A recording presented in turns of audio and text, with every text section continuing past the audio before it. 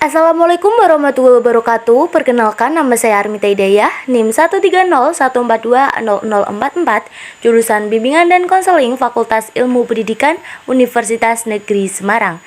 Di sini saya akan mempraktekkan teknik konseling dari teknik awal yaitu teknik opening sampai dengan teknik akhir yaitu termination. Video ini disusun untuk memenuhi ujian akhir semester keterampilan dasar konseling. Selamat menonton.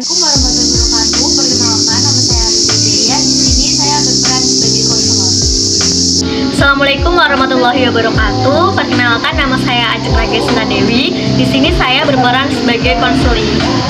Assalamualaikum Ibu. Waalaikumsalam Mbak Ajeng. Sini Mbak, mari duduk dulu. Baik Ibu, terima kasih.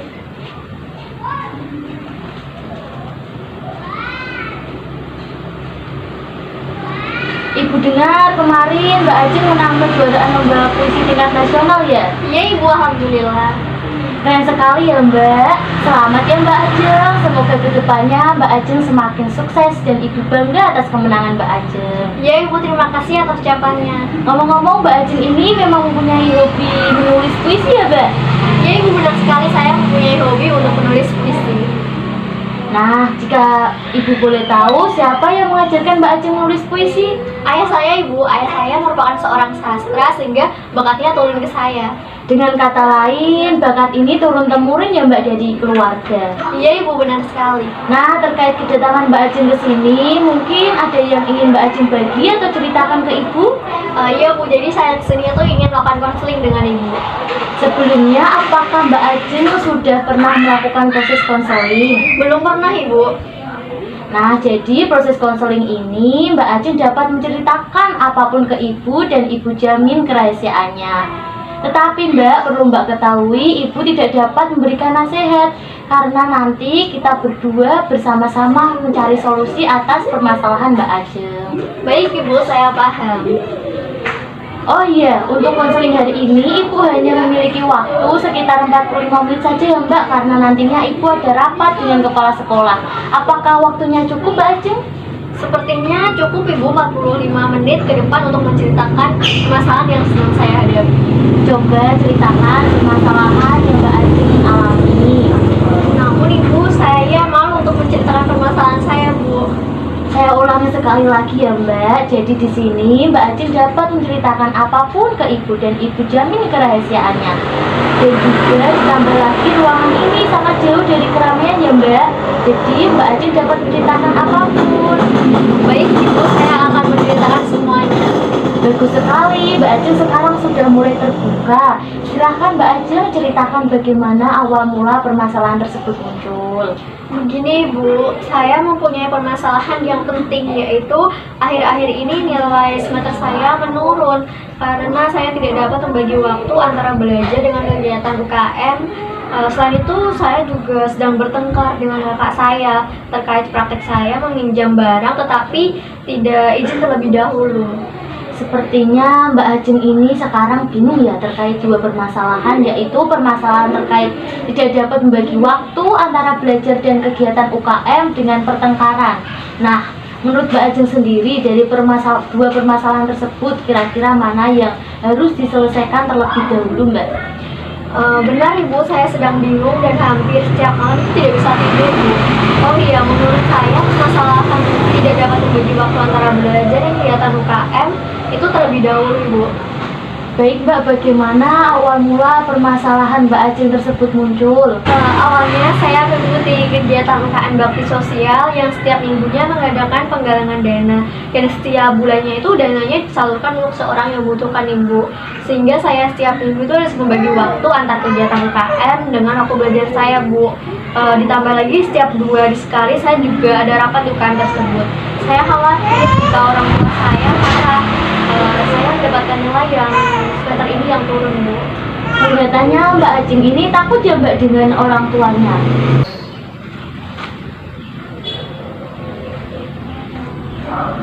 Iya Ibu, benar. Saya benar-benar takut jika orang tua saya tahu nilai semester ini turun. Soalnya sekarang orang tua saya itu sedang di luar kota Bu. Tenang Mbak Ajeng, Saya memahami apa yang Mbak Ajeng rasakan saat ini. Namun perlu Mbak ingat, Mbak Ajeng di sini tidak dapat mengotori ruangan ini. Apalagi Mbak Ajeng isunya sangat berantakan ya Mbak. Tidak boleh ya meluapkan emosi di ruangan ini. Iya Bu, benar. Sekali lagi saya mohon maaf Bu. Saya tidak dapat mengontrol emosi saya. Ya Mbak, tidak apa-apa. Saya mengerti apa yang Mbak Ajeng rasakan. Apakah Mbak Ajeng ini belum membicarakan dengan keluarga di rumah jika nilai semester ini turun, Mbak? Belum sama sekali Bu, saya belum berani mengatakannya ke kakak saya yang sedang di rumah. Saya sekarang kan di rumah sama kakak saya karena dia menempuh kedokteran di UI. Jadi mengatakan nilai semester ini menurun, saya tidak berani Bu. Ia pasti juga tahu nantinya akan marah dan melarang saya untuk bermain dengan teman-teman dan mengikuti kegiatan UKM lagi Bu. Jadi Mbak berpikiran kakaknya jika tahu nilai semester ini turun akan sangat marah ya Mbak. Ditambah lagi nantinya Mbak tidak boleh mengikuti kegiatan UKM lagi. Iya Ibu, benar sekali seperti itu Bu. Saya benar-benar tidak tahu harus bagaimana. Rasanya saya ingin keluar dari rumah saya daripada melihat keluarga saya kecewa. Saya memahami perasaan Mbak Ajeng, tetapi Mbak pikirkan lagi ya Mbak, apakah pergi dari rumah itu merupakan solusi yang terbaik? Bagaimanapun hal tersebut harus diceritakan kepada orang tua Mbak. Iya Ibu, benar. Lama-kelamaan pasti keluarga saya akan tahu. Saya hanya memikirkan bagaimana nasib UKM Baksos yang saya ikuti karena saya diamanahi menjadi bendahara di UKM tersebut Bu. Baik Mbak, mari kita diskusikan bersama apa yang harus Mbak Ajeng lakukan ke depannya. Nantinya dapat menentukan keputusan yang Mbak ambil. Baik Ibu. Sejauh ini dari pembicaraan kita telah membahas masalah Mbak Ajeng, yaitu Mbak Ajeng ini tuh belum memiliki keberanian untuk mengatakan bahwa nilai semester ini turun karena nantinya keluarga Mbak ini nanti sangat marah ya Mbak. Iya Ibu, benar. Saya belum berani mengatakannya kepada keluarga saya Bu. Bagaimana jika Mbak Ajeng ini mengatakan secara langsung tapi dengan pelan-pelan ya Mbak, dan menjelaskan alasan kenapa nilai semester ini turun kepada keluarga. Tapi menurut saya permasalahan ini tidak terlalu penting. Loh, Mbak Ajeng tadi mengatakan permasalahan tadi penting, tetapi sekarang mengatakannya tidak penting. Sebenarnya Mbak, mana prinsip yang Mbak Ajeng anut? Maaf Ibu, jadi menurut saya yang benar permasalahan ini penting Bu bagi saya. Karena permasalahan ini membuat saya bingung ketika sedang mengikuti penggalangan dana di UKM. Saya memikirkan jika nantinya saya benar-benar tidak aktif di UKM tersebut. Ibu memahami perasaan Mbak Ajeng. Setiap ada permasalahan dengan keluarga, pasti akan sangat sedih ya Mbak. Benar sekali Bu, saya besok akan mencoba berbicara dengan kakak saya tentang nilai semester ini Bu. Bagus sekali Mbak Ajeng. Sebagai kesimpulan akhir dari pembicaraan kita tadi, dapat Ibu kemukakan bahwa Mbak Ajeng ini takut dengan keluarga dan menceritakan nilai semester yang turun karena nantinya Mbak Ajeng ini tidak dapat mengikuti UKM lagi.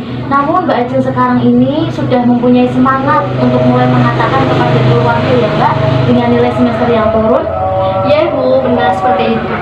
Dikarenakan waktu konseling telah habis, kita akhiri sekian ya Mbak, dan saya harap kita dapat bertemu di lain waktu. Baik Ibu, terima kasih banyak ya Bu.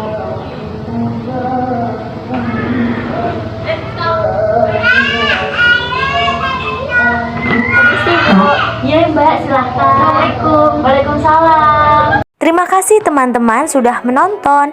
Saya mohon maaf apabila terdapat salah kata dalam penyampaian praktek konseling tersebut.